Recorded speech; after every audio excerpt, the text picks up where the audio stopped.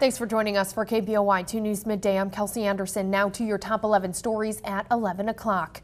An arrest has been made in connection with a deadly shooting at the Boise Depot. Brandon Barr of Boise is charged with first-degree murder and aggravated assault.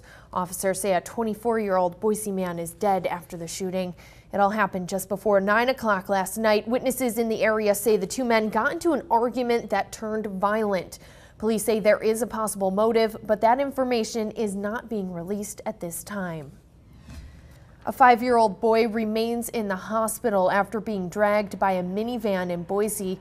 Police say around 4:30 yesterday, the boy was riding his bike when he was hit by the minivan. It happened on Kootenai Street. Police say he was stuck underneath the van for about 40 feet before the driver stopped. Around a dozen neighbors and passerbys in the area lifted the minivan off the ground to free that child. Again, police tell us the boy remains hospitalized. The pilot of a small plane that crashed at the Boise airport remains in critical condition. That crash happened Monday. Jim Metzger manages the Weiser Airport. Investigators say he was trying to land the plane. That crash is still under investigation. The Iranian government could bring on new charges against Boise pastor Saeed Abedini. This is coming from the American Center for Law and Justice. According to the ACLJ, Iranian intelligence interrogated Abedini this week, a first step in those possible new charges. Reportedly, a taser gun was used to physically abuse the pastor during the questioning.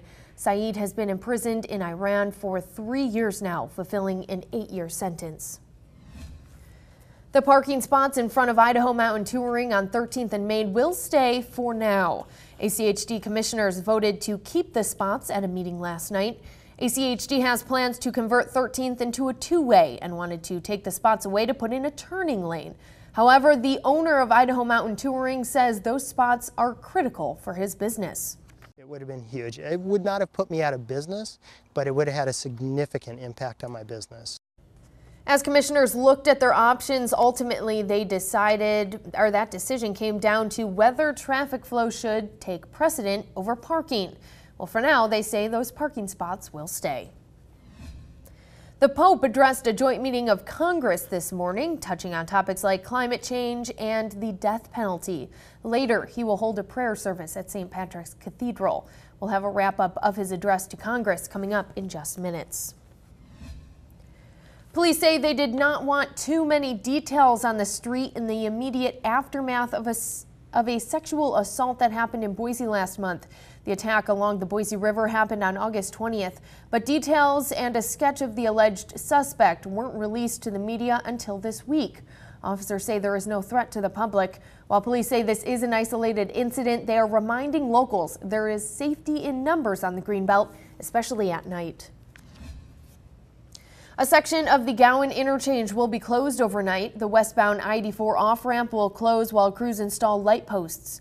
Drivers will be detoured through the Eisenman interchange. That work should wrap up by 5 a.m. tomorrow. I did not see anybody. I didn't see anything bouncing on the road that would just break my side window like that. I was in the middle lane, and yeah, I mean, out of nowhere, now boom, exploded. And I mean, it literally had glass flying through the truck and all over me. I think my window just got shot.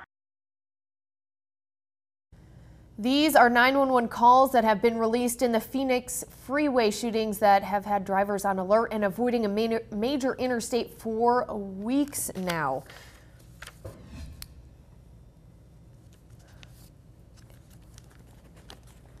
And a body has been found in a burned out home in Northern California. That brings the death toll to 6 from recent wildfires. The body was found in the rubble. The Valley Fire charred more than 100 square miles. Firefighters believe the body is that of a 66-year-old man. And if you have a large tree you could donate for Christmas, the city of Meridian is looking for one. They say they need a large live evergreen tree for the city's annual Christmas tree lighting ceremony. The tree must be in or around Meridian and 35 feet or taller. It also must be accessible from your front or side yard. The city needs it by December 4th. To donate the tree, just call the number on the bottom of your screen.